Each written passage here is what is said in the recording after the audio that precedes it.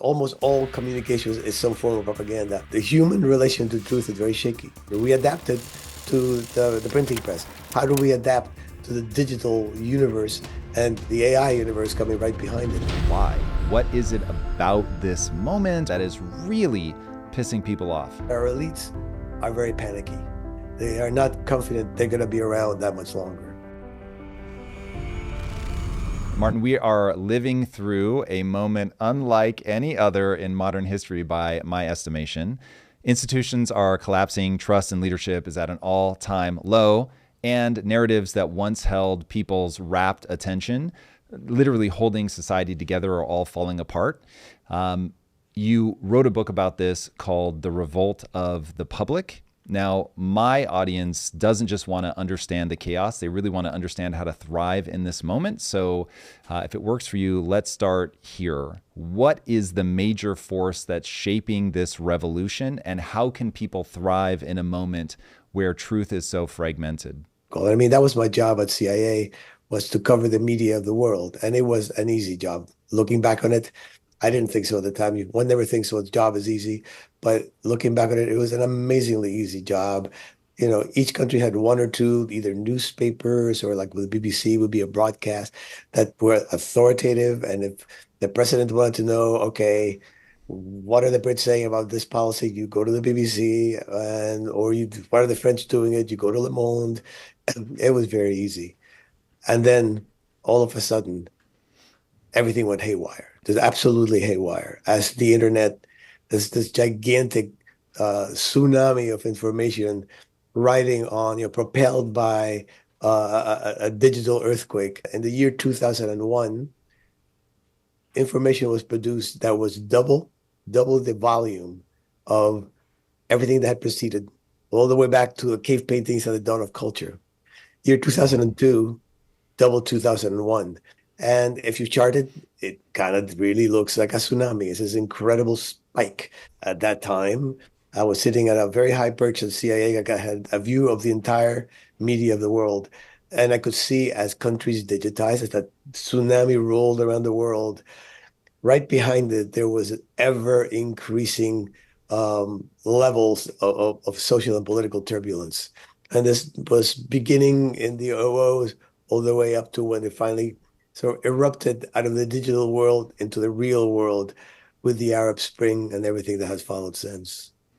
Now, do you think that humans can only thrive if they have a limited amount of information being projected to them from credible sources? I am not a norm maker. I think humans can thrive under very many different conditions.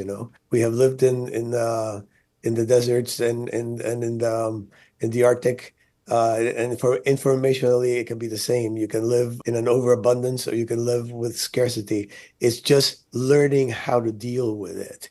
And that is not something that happens on a personal level. It happens at an institutional level. And it is not something that happens overnight. It happens over decades and sometimes over centuries. How would you characterize this moment as the institutions are collapsing, as we are left with no sense of what is true, or maybe even more terrifyingly, everybody thinks they know what is true and it is no longer shared? How would you characterize what humans are like in this environment? We're essentially at the very early stages of this colossal transformation from the industrial age, which was very top down, very I talk, you listen, very I have the information, I'm Walter Cronkite, and I'm going to pass it on to you. Or I'm the president, I'll give you a speech and reveal to you something new that you haven't heard before, to this new order that doesn't even have a name yet. So we have no clue what's coming next. So how do we cope with it? How do we deal with it? With a great deal of confusion. Having said that, I think what you talked about truth, to me, has a tremendously positive side. I think as an analyst, the question you always ask yourself is, what don't I know? Right? You think you know something, and that scares me. When I think I know something, I go, I'm missing something. Okay, what don't I know about this picture? Particularly if what you think you know conflicts with what your eyes are telling you, right?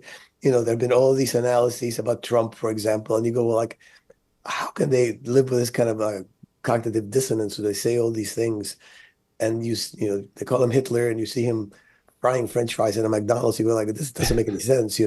I think it's healthy I think the industrial age dealt from authority. It was a moment of tremendous optimism, tremendous elitism, marked on expertise and going to the right schools and getting the right scientific knowledge and so forth. And it thought it knew. And when Walter Cronkite told you this is the way it was on December 26, 2024, you saluted and you said, yes, Walter, you're right. Why? But we had no other way of knowing otherwise. The human relation to truth is very shaky. Is very shaky. It's not that it doesn't exist. I'm not a postmodernist. I believe if a truck is coming up at me and I can see it, I'm not going to sort of like postmodernize it away. I'm going to get out of the way, right? So, but that said, what we know about complex systems, for example, and society is one, every human being is one. So what do you know about yourself, just to put it that way, is not very much, is not very much. And I think it's healthy if this new chaos makes us question, every time something comes up on TV, you say, no, oh, that was Walter, so it must be true. No, you go, I have no idea who this person is. That doesn't sound right to me. I'm not rejecting it. I'm just filing it away. It needs confirmation, right? Well, that is the scientific method in the end, right? Is that you need to have enough witnesses and enough circumstances in which the proposition gets stressed enough that it either breaks down and it's false or it endures and you can say, well, it's truth. And even when it's true, not to get too philosophical, is temporary, right? Because the whole purpose of science, I mean, science at one point believed that there was no such thing as a vacuum in space. It was impossible to have a vacuum. Well, there is a vacuum in space.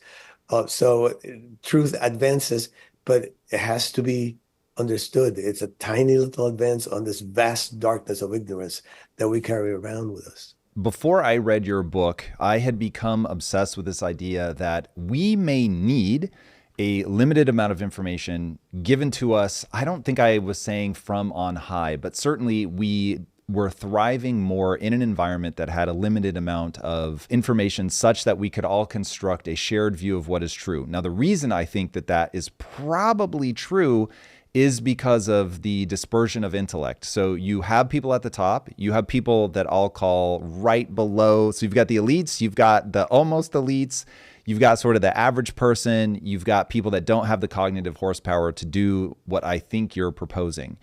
And the reason that top-down has done as well as it has for as long as it has is because like if you take religion as the ultimate pinnacle of top-down, a solo God tells you act like this and life is going to be good. And because it's, from my perspective, human-made wisdom that has lasted the test of time.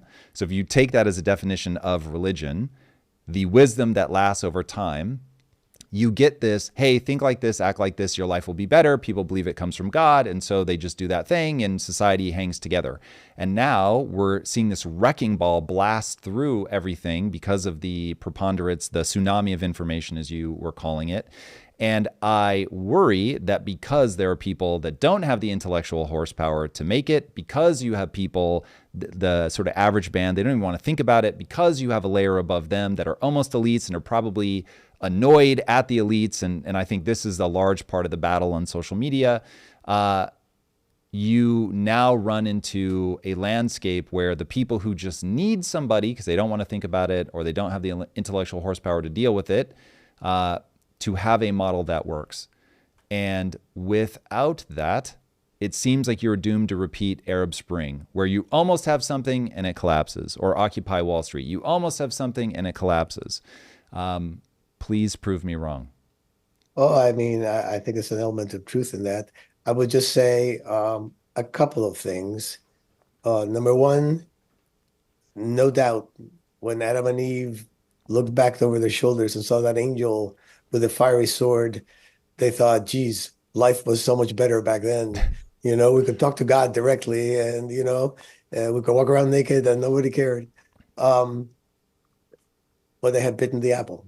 They had bitten the apple and you can't go back. All right. So we have bitten the apple. We cannot go back.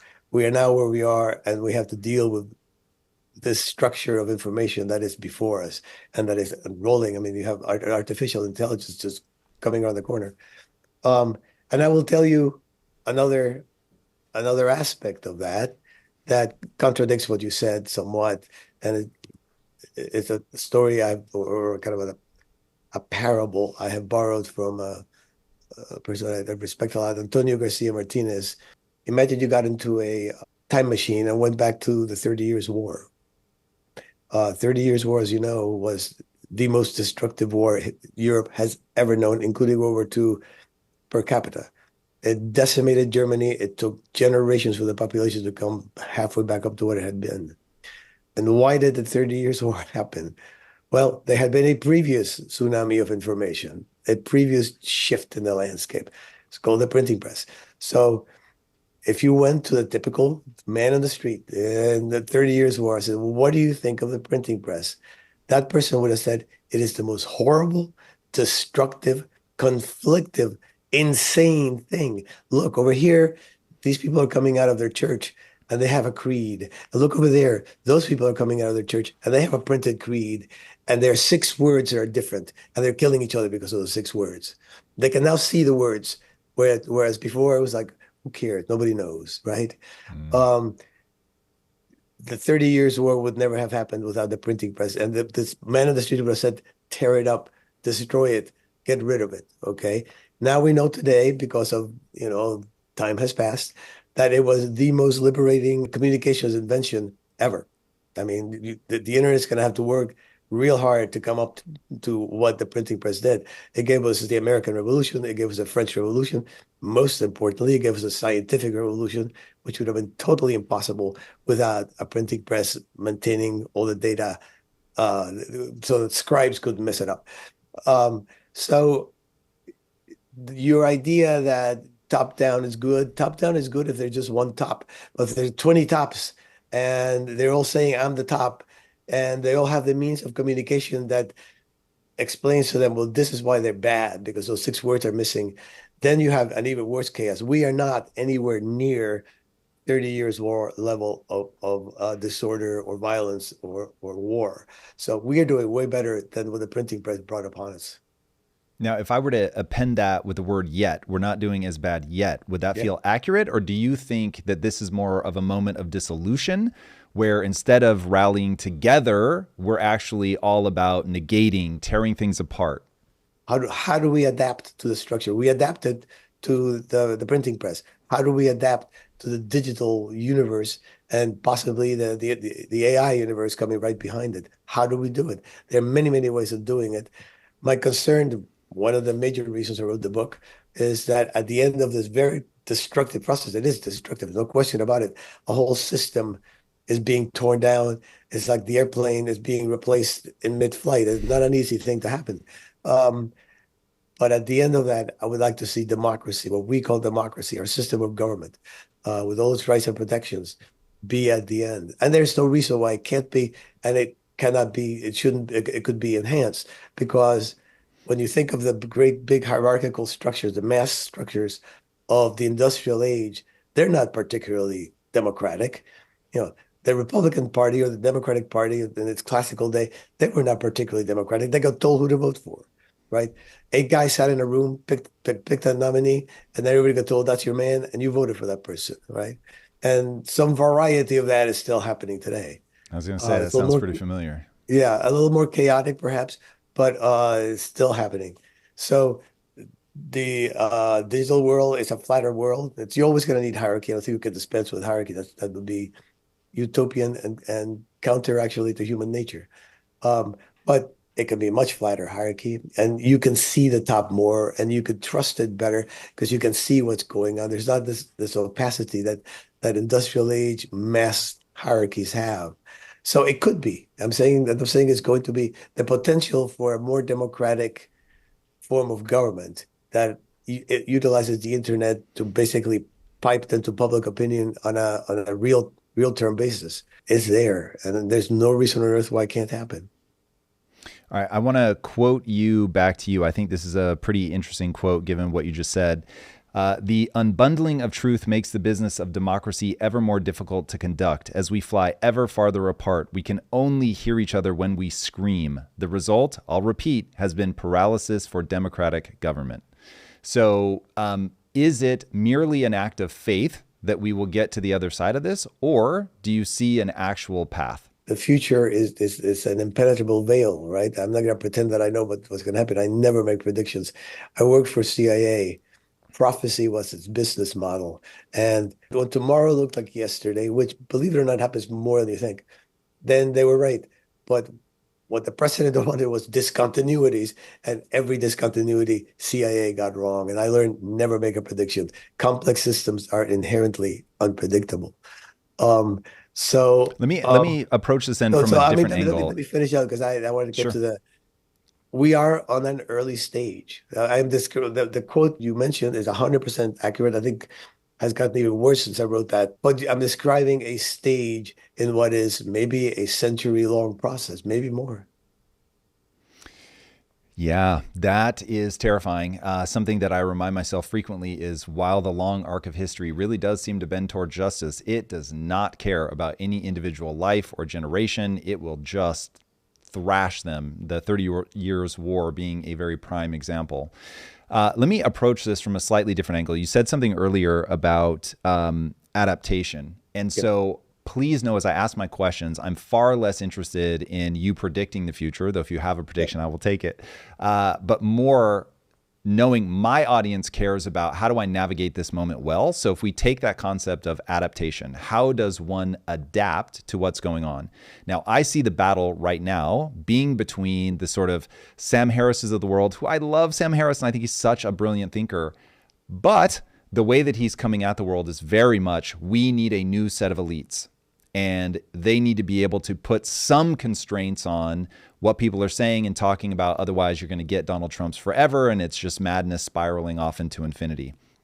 And then you get the Elon Musks of the world. And I think there's no coincidence to the fact that these two briefly were going at each other publicly. Elon Musk, who represents something far more, I'm going to buy X. I'm going to make sure that people can say whatever they want to say and make it freewheeling. That grand collision between the path we should be adapting down is either control, or the path that we should be adapting down is opening things up and maybe letting nature run more of its course. I believe, if I'm not misquoting you, you've referred to as a prologue to freedom. And so this idea of a prologue to an ideology of freedom versus the ideology of control that we have now. So without predicting where this goes, what do you think is the right path that people ought to be pursuing? I am a free speech absolutist. I come from Cuba, okay? I was born there. And when you start constraining, you start by doing it for very noble reasons. You want to protect ignorant people from falsehood and from making mistakes. And then suddenly you realize, but I can also, that guy over there, he keeps yelling about how bad I am. He's sort of lying about me, even when it's not a complete lie. So he should be censored too. And I'm such a great person, and that never gets. Somebody should. Anybody who doesn't say I'm a great person, they get censored too. The human nature being what it is. Look, our founding fathers knew this perfectly well. They put that First Amendment there for a very brilliant reason. We're so protected, thank goodness, because of that. So then you have a free for all. Freedom means free for all right now. So how do you deal with that? I mean, part of what one has to get over is the industrial mindset that, this is true or false. This is false, or this is. You need platonic truth is to be arrived at, and it can only be arrived at, as you keep saying, through authority. Some authority somehow or another is able to pipe into the cosmos and squeeze truth, platonic truth out of it, and then the rest of us thankfully receive it from that person. That's gone. That doesn't happen. So what you have to decide is, don't look at it in terms of truth and falsehood. Look at it in terms of, what is this message about? Who is sending it? Okay? What was the intent in sending this message? Does it look like that intent has worked? Did it backfire? What was the intended audience of this message? Why that audience and not another?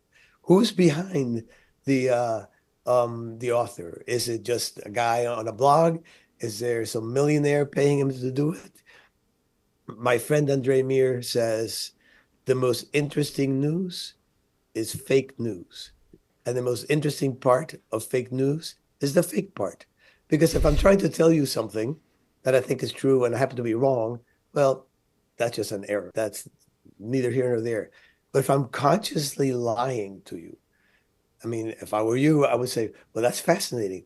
Why is Martin saying this thing, which I know to be false, to me? What does he expect to get from that? What's behind all this? We need to look at the information um, set, this vast information set, which needs to be mapped in some ways, um, the way that a propaganda analyst would do, because that's what it is. Almost all communications is some form of propaganda. I don't know if you have children, but if you do, listen to yourself. Yeah, well, okay. I was studying this at CIA when my children were like early teenagers or something like that. I suddenly realized that everything everybody says to anybody, particularly inside one's family, is persuasion, attempts at persuasion. The mildest, kindest, you're trying to persuade. So everybody's trying to persuade everybody. Understand that to begin with. In other words, don't look at it in terms of black and white, truth, falsehood, authoritative and integrity, and false and dirty Putin back here. Look at it in terms of what's going on. Why are people trying to persuade others? Why lies? Why would somebody lie to persuade? Who gets persuaded? Does anybody ever get persuaded? Separate conversation. I don't believe that happens. Persuasion is the hardest thing to do ever, okay? Most of us believe that you can't persuade. We were born that way. Governments absolutely believe they can persuade. Uh, and dictatorial governments and sometimes democratic governments think they can persuade with lies. We'll get back to the conversation with Martin Gurry in just a moment, but first, let me tell you about an AI tool that is changing how content creators work. If you're creating content, you know how time-consuming it is to find the perfect moments in your long-form videos. Clip Anything by Opus Clip, however, is designed to solve that problem. Clip Anything uses every element in your video: people, actions, emotions, themes, everything. Just tell it what you're looking for, like find all the motivational moments, or clip the part about financial advice. At Impact Theory, we've integrated it into our workflow, and it's making a difference. Whether you're running a podcast, creating reaction videos, or making non-talking content like ASMR, Clip Anything can help streamline your workflow. It's like having a social media team in your pocket, letting you maximize your content's reach without hiring expensive video editors. Save yourself hours of editing time. Go to opus.pro/clip-anything to try it out for yourself. Again, that's opus.pro/clip-anything. If you're anything like me, you did not start your business to spend your days managing finances. That ends now with Found. Found is business banking designed specifically for small business owners like you. It's one streamlined platform that handles everything: banking, expense tracking, invoicing, and tax planning. Found automatically tracks and categorizes your expenses to maximize tax write-offs. It estimates your tax bill in real time and auto-saves you what you owe. You can even send professional invoices and pay contractors without fees. Over 500,000 small business owners have already simplified their finances with Found. Get Found today for free at found.com/impact. Found is a financial technology company, not a bank. Banking services are provided by Piermont Bank, member FDIC. Found's core features are free. They also offer an optional paid product, Found Plus. And now, let's get back to the show. So understand what goes underneath the information and above the information and the audience, and you suddenly are much wiser than you are by going from some little scream coming at you, and you have to say, was it true or false? And if it's true, then this, and if it's false, then that, and that's it. It's a much more complex process. I don't think it's a bad thing. I think I would have done that. People did that. Propaganda analysts did that in the old industrial world where life was a lot simpler. And I think you got at what was going on in that world in terms of information much better than by just going the old Walter Cronkite, oh, it's Cronkite, therefore it's true syndrome. So that would be, and I think this is something that needs to be taught very young at school, Instead of the problem is teachers, of course, have that, well, I'm telling truth, and now I want to protect them from falsehoods. No, no. You want to make them robust. You want to make them so that they thrive from a very chaotic environment. They get information out of it that a simpler environment wouldn't give them. So that's the way I would go about it. All right. So, as a free speech absolutist, what do you think about Elon Musk's purchase of Twitter?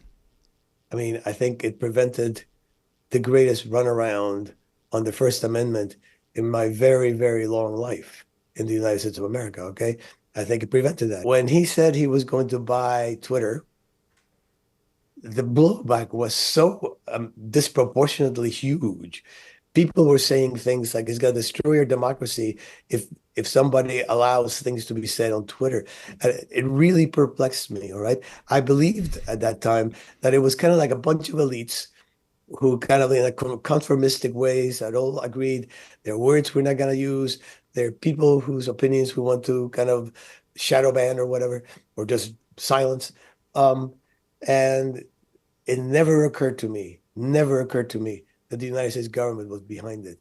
With the Twitter files and the work that people like Matt Taibbi and Barry Weiss and Michael Schellenberger did, um, it came out that no, the government was absolutely the beginning of this thing. It was a governmental structure that was erected very surreptitiously, very behind our backs, um, to make sure that certain people didn't get the resonance of the web.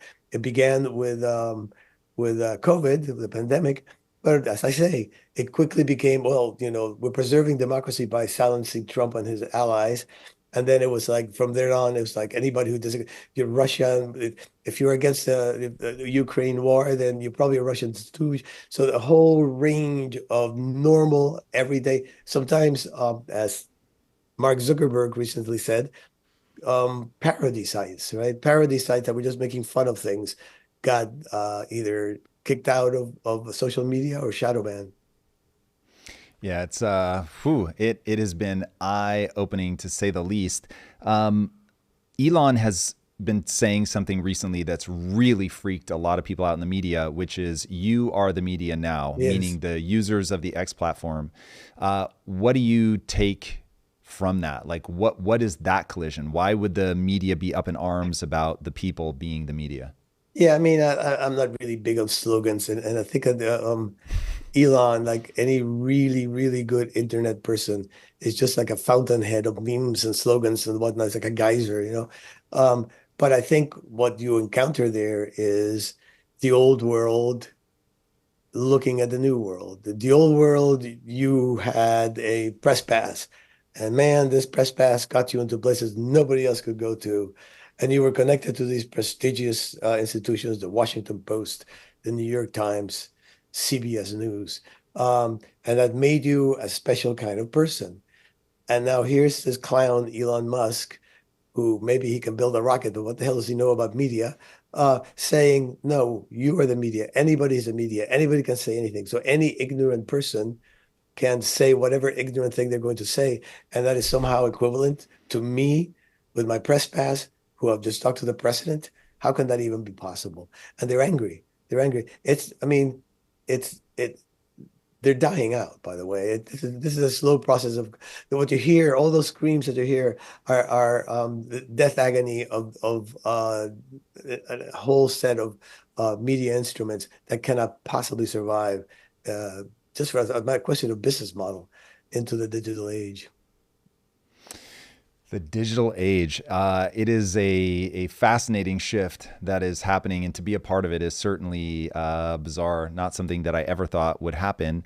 However, the very interesting thing that seems to be coming out of it is when you unlock the floodgates, what comes out is anger. Why? What is it about this moment or whatever that is really pissing people off? There are structural reasons for the anger. I'll give them to you, but then I'm going to back off and say, well, maybe not. Um, We've when been you warned. when you are like you and me right here, we can just talk. All right. I mean, we're on Zoom. There's two little boxes, me and my box and your box. We can talk all we want to. Now, let's say there's 300 million boxes and we're all talking at the same time. Who's going to be heard? The person with the absolutely loudest voice. What is a really good way to be loud, to be angry? I mean, it's a fight for attention, okay? And I think structurally, you so if I there's 300 million and there you are and there I am and I say, well, I hate you. You're a communist. And they say, well, you're a fascist, all right? And suddenly these 350 boxes start to align behind us. Oh, he's the fascist group. We're the good people. He's the communist group. We're the good. And suddenly you're gathering attention by screaming and yelling and doing that. That is structurally stuck in the very fabric of the internet. It's what Jonathan Haidt, the social psychologist, having stolen Mm. the phrase from me, calls the Tower of Babel, which is true. Yeah, we suddenly all speaking different languages and yelling at each other. So having said that, it's as much a rhetorical pose as it is a real anger. For example, Elizabethan gentlemen wrote sonnets to their girlfriends, right? Well, I'm pretty sure that that's not the way they spoke. It was expected of them. You have somebody you're wooing or you want to woo or want to get on with, you have to be a good poet. And And so anger is I the think the anger sonnet of is today. anger is the rhetorical pose. If you want to get on, you want to have Trump, the 2016 circa Trump was a master at that game, okay? So you basically troll somebody, they yell back at him. The people who hate the people who are yelling get behind him. Suddenly he's a leader because he's the one who sparked the controversy. And the crowds behind the two groups get bigger and bigger, but he's standing in front because he's the one who started it, all right? It's a pose. It's a pose. I think there are many angry people. I think there have always been many angry people. This is just an era where communications are expected to be angry at certain, like for example, politics, because otherwise nobody hears you. It's the accepted rhetorical pose. I tell you what, I always tell the story of the laptop on the window. I look at my laptop where I'm looking at right now, and everybody's fighting everybody, everybody's yelling. It's the end of the world as we know it, right? And you kind of scratch your head and go, how can we fix this? And then I lift my eyes a little beyond where my laptop is. There is a window, and in that window, it's usually open, and I can see my neighbors walking their dogs and jogging, and the children come along playing ball, and I'm going like, okay, this doesn't look like the end of the world to me. We need to wrench our eyes from the laptop and look. And I think as a Cuban, it's easy for me to, having been had my childhood experience in a country that was really, really troubled. When the streets where you could have a mob out there or something. Um, and instead, when I look over there, the gardens are all clipped, you know. The worst thing about it is, the lawnmowers. Everybody's got a lawnmower. I mean, that's the big complaint around here. So you have to look at American society, and I think, I mean, the internet is correct. The tsunami is correct. The institutions, the old industrial institutions, are being battered and are in some parts, falling to pieces. But do not despair. There's still a whole lot that's sane and healthy out there between us. It just happens outside of the laptop, which among the most terrible things that the internet has is the fact that I can call you all kinds of names and you can't do anything about it. If you and I were in the same room and I called you all kinds of names, I'd get a broken nose. So I'd be damn sure not to call you names.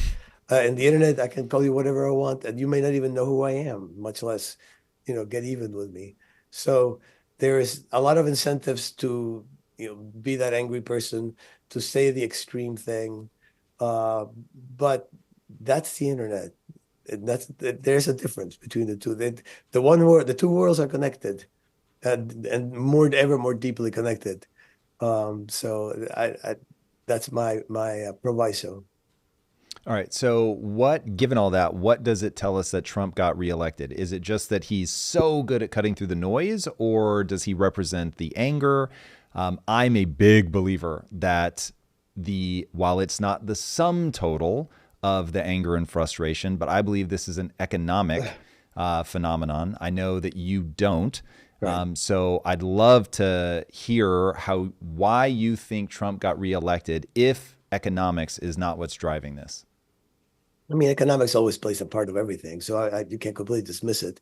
But you know, when you look at all the like the year 2019, right before the um, pandemic, it was like the peak revolt of the public year. Okay, they were like, if I remember correctly, at least 25 major street insurgencies. And the thing that I found most fascinating was some of it was in democratic countries, some of it was in pretty tough dictatorships, like Algeria, for example. Some of it was in very poor countries, Sudan. Some of it was in very wealthy countries like France. So I don't think either the revolt of the public, which is basically the socio-political sort of label that I give to the effect of that tsunami. I don't think it's primarily a cry for democracy. I don't think it's primarily an economic phenomenon.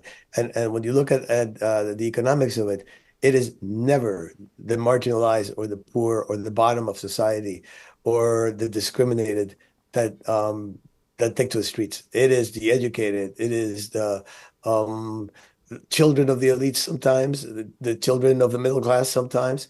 But it is never ever the poor or the economically marginalized that take to the streets. Now, Trump, I mean, explaining Trump, I could probably make $1 billion if I could explain Trump.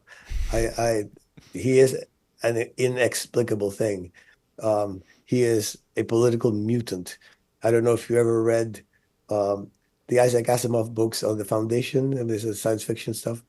So, but I I mean, know of it, but I haven't read it. yeah, I mean, basically, it's the thing called psychohistory, where it's scientifically they can predict the broad outlines of history, and civilization is dying, so they plan a rebirth, big short circuit the Dark Ages, the rebirth. But they get this one guy, and they call him the Mule because he's a mutant. He's completely not. You could not have planned for him. All right. Well, Trump is a mule. I mean, he's a mutant. He is this weird. Comes from many different worlds, comes from the business world, comes from the popular culture world, which I think is mainly what he is. Uh, and now he comes into the political world and injects this popular culture, sort of circus atmosphere that I think the elites who have dwelled in our high politics hate because it's certainly like this is not the way things are supposed to be. It has inspired some of the most bizarre and I think and by the way, I never liked the man particularly. But I mean he just struck me as well, he's got this and he's got that. But no, he's like pure evil. He is Adolf Hitler. He is a fascist.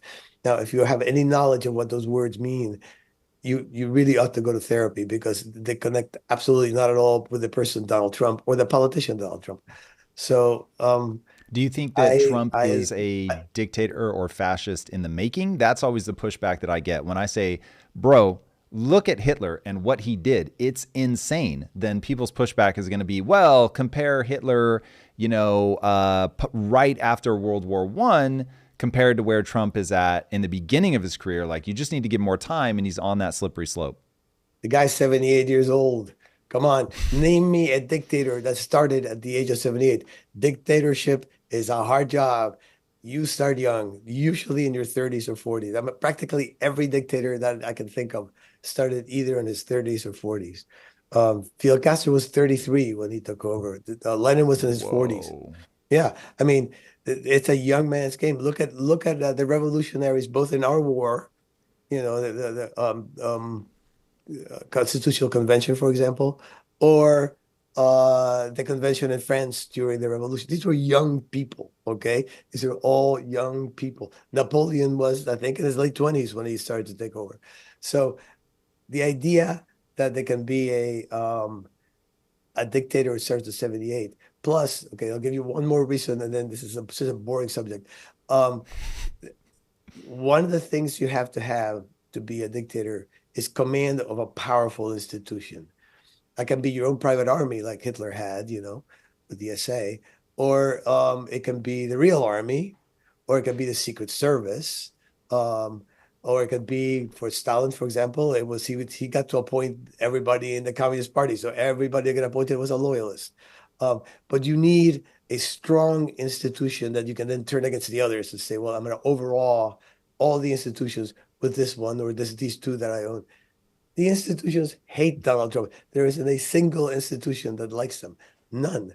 So between those two things, 78 years old, an entertainment guy, that's number three. And also the fact that it would be impossible for him, for example, to tell the military, go shoot at my opponents in that protest, go shoot them, go kill them all, right? They wouldn't do it. They would not do it. It would be impossible for him to tell the FBI, go arrest my enemies. They would not do it. So how could he become, through what process could he be? And he doesn't have a private army, to put it mildly. I mean, you look at those, I finally, this election cycle, I had never really looked at any of his shows that he gives. It's a combination, like the State Fair and Big Tent Revival Meeting or something. I kind of looked at it. The people that go to that are like, middle class and middle aged, and they're having, it's kind of like a party, like a great big party. He's not organizing an army out of that crowd, okay?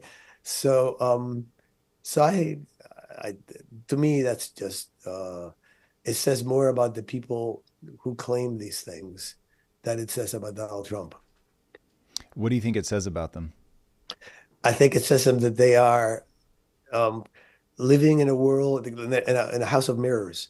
They see their own reflection and they think it's reality. And they absolutely, and I'll give Trump credit on this. He's kind of a crazy guy. Okay. He does some strange things, but he has this superpower of making his opponents 10 times crazier than he is. So they say these completely over the top things, and they do these completely over the top things, like try to censor the government, try to censor the web and try to arrest him. It's never happened before. I mean, a former president, being indicted on a pretty blatantly political case. He just drives them completely over the top. And it tells you that our elites are very panicky. It tells you primarily that they are panicky. They are not confident they're going to be around that much longer. That's very interesting. You have referred to, if I have the words correct, you referred to Obama as the chief negator. It might not be the exact phrase that you use, but it's certainly directionally correct. We'll get back to the show in just a moment, but first, let's talk about optimizing your performance. Elite athletes do not guess when it comes to supplements. That's why 100% of the NFL teams stock their locker rooms with momentous supplements. Peak performance requires perfect fundamentals. That's where the Momentous 3 comes in: protein, creatine, and omega-3. These aren't random, they're the cornerstone nutrients proven to support every cellular function in your brain and body. Momentous is raising the bar with what they call the Momentous Standard, a commitment to transparency and quality in an industry that often lacks both. Their formulas are NSF and Informed Sports certified, the highest standard in supplement testing. No fillers, no compromises, just pure performance-grade ingredients backed by science. Ready to fuel like the pros? Go to livemomentous.com and use code IMPACT for 20% off. Once again, that's livemomentous.com and use code IMPACT. Every time a customer abandons their cart, you're not just losing one sale, you're losing a lifetime of revenue. Here's how to stop the bleeding. Successful brands like Allbirds and Skims know this one simple thing. That's why they choose Shopify. Think about this. Shopify's checkout system, ShopPay, boosts conversion by up to 50%. That means for every customer abandoning their cart on other platforms, Shopify is turning one of them into a sale. Whether your customers are scrolling through social media, browsing your website, or walking into your physical store, Shopify handles it all in one platform. The math, guys, is very simple. Businesses that want to grow with Shopify. And right now, you can join them with an incredible offer. Sign up for a $1 per month trial period. Just go to shopify.com/impact to upgrade your selling today. Again, that's shopify.com/impact. Now, let's get back to the episode. I think a lot of people think that this all started with Trump. You've referred to Trump as a symptom. Is Obama a symptom? Who is patient zero? I mean, it's not a question of symptoms. It's a question of somebody who adapted to the system, right? Somebody who saw what was in front of him, and instead of pretending that the year is 1950, he said, "Oh, wait, this is 2008. This is not 1950." The initial election, this is his second election, the re-election campaign was different, but his initial election was very powerful use of the internet in very powerful ways. Spontaneous support, the Obama girl, that portrait of his that is, so aspirational looking. This wasn't stuff that his campaign paid for. This kind of bubbled up from below, and that's the revolt of the public, bubbling up from below. He was a community organizer. Community organizers look around and see things that are faulty and bad and point them out to some higher authority, yell and scream and say, "Community, we need to protest about this." And then they protest, and then supposedly some higher authority comes and fixes it. After 2010, when he lost basically his governing majority big time, that's what he did. He he was a president of the United States, and he was constantly pointing out things that were wrong with the United States, right? He would talk to a women's group and say, your rights are about to be taken away from you. He would talk to a black audience and say more or less the same thing. Except of course there was no higher authority. So there is in the web culture and the revolt of the public a tremendous you know and again, for structural reasons, tremendous power of negation, of denial, of rejection, repudiation, that is never counterbalanced by proposing an alternative. The organizer never felt he had to propose an alternative. Just like, look, here's a bad thing. You're the government, you fix it. And Obama was a master of that. And I think he was reelected because many people thought, yeah, he is on our side. And he was, it's kind of like, stick it to the man, but you are the man. He was the man, but he was sticking it to the man somehow in a very credible way for the voters. All right, you've talked a lot about that you don't make predictions, you don't know where things are going to go. But as you look at this and Trump as a phenomenon, you've said that the government is founded on this initial sin of acting like they can solve all of our problems. Knowing that, do you think that what Trump is trying to do by limiting the scope of the government, by trying to get rid of the quote unquote deep state, is he going to make any progress? Or do you think that there's just a reality to be faced that the government cannot solve the problems that people care about right now? Yeah, I mean, it's pretty funny because this potential dictator is, anti-regulations and wants to drain the swamp by closing down whole chunks of the government. But he is an old guy, okay? And when he talks, he says, "I will solve your problem.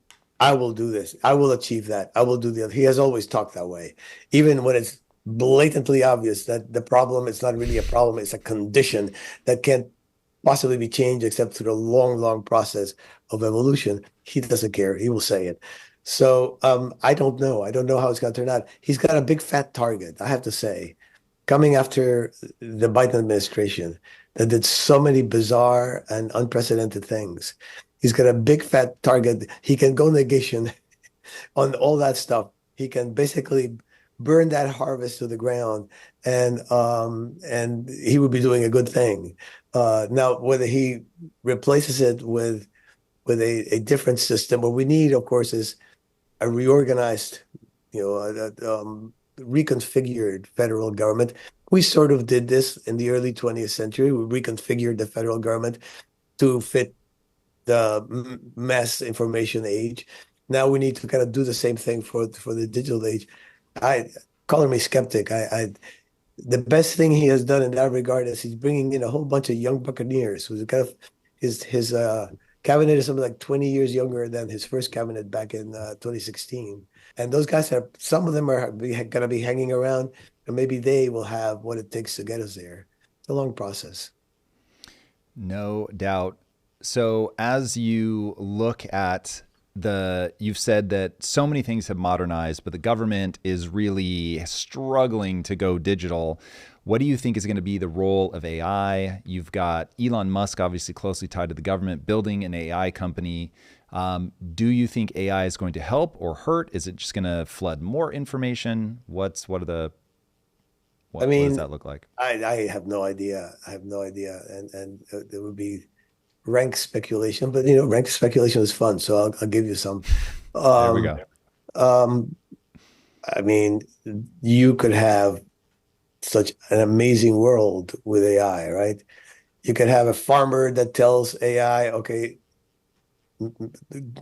this is your schedule for watering my plants. And the AI goes out there and hits all the right buttons and it gets done, right? You could have a child that has a tutor that knows all the information in the world and it can be tailored to the child's interests or the child's capabilities and so forth. The world's greatest tutor, so that that child will no longer think information is something that gets crammed into your head, by teachers, in a painful process, but it's something that you discover together with a tutor. There's many amazing things that can happen with AI. Will they happen? Or will it I mean, I'm not the doomsayers. I scratch my head about. I don't quite understand.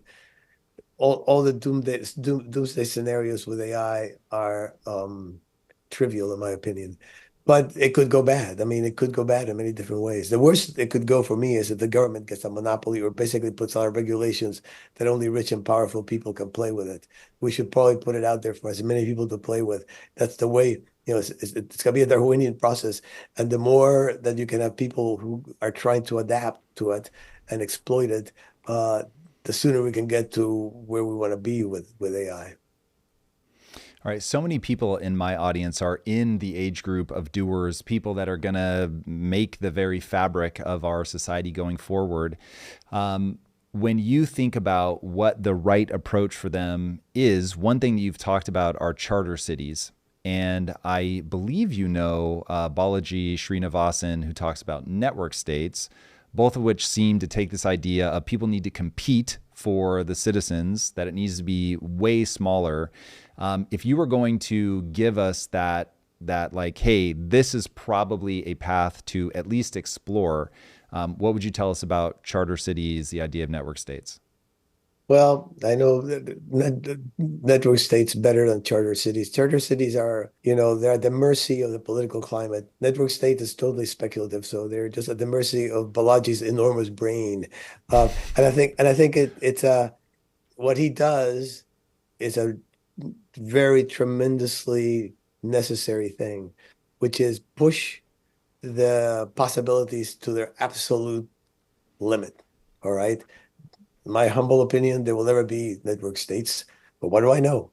Um, the Can you very explain it idea, to people that might not know what yeah, it network is? states, they're like discontinuous. They use cryptocurrency and they basically that's the bond is you some sort of cryptocurrency agreement of how you govern yourself, but it wouldn't be necessarily one place. It would be over many places. You could have the same people. So it would be like in the internet. The internet has these communities of interests that people could be anywhere.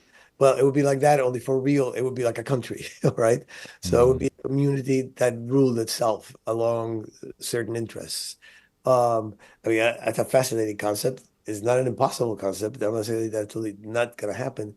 But given the realities that stand in the way of that, it probably not. But it makes your brain, pushes your brain outward to think about, well, how much of that? I mean, you can have very massive communities that govern themselves to some extent, like the old religious communities, for example, um, according to certain rules that they have made up. But that probably may happen at some point, Do you where see any people. flashes of the way forward in what Switzerland does, where it's really down at the regional level, or even what Estonia is doing, where it's sort of one nation under the internet? Yeah, is there anything in those that we can take Yes, away yes, from? and both. I mean, I wrote somewhere in the book that because everything is fractured so much, we're now completely, but what I always say is the old mass world, for example, the mass audience that I belong to. when we watched Walter Cronkite together. That was like the entirety of the United States. You could see yourself reflected in this gigantic mirror. Well, internet culture has taken that gigantic mirror and just shattered it, and people live in the broken pieces, right? So, so you need somehow. So every time you have the old industrial idea, one size fits all, we're gonna come up with one health plan for everybody. Well, at least half, if not more, of those fragments align against it because that's not what I want, right? Switzerland is, man, every valley governs itself, all right? And it goes down to the point where if you want to become a Swiss citizen, you don't go to Zurich and ask the central government. You walk around your little valley shaking hands and saying, please let me be a citizen. And they vote on it. And so afterwards, if there's too much immigration, they can't say, oh, those idiots in Washington or those idiots in Zurich.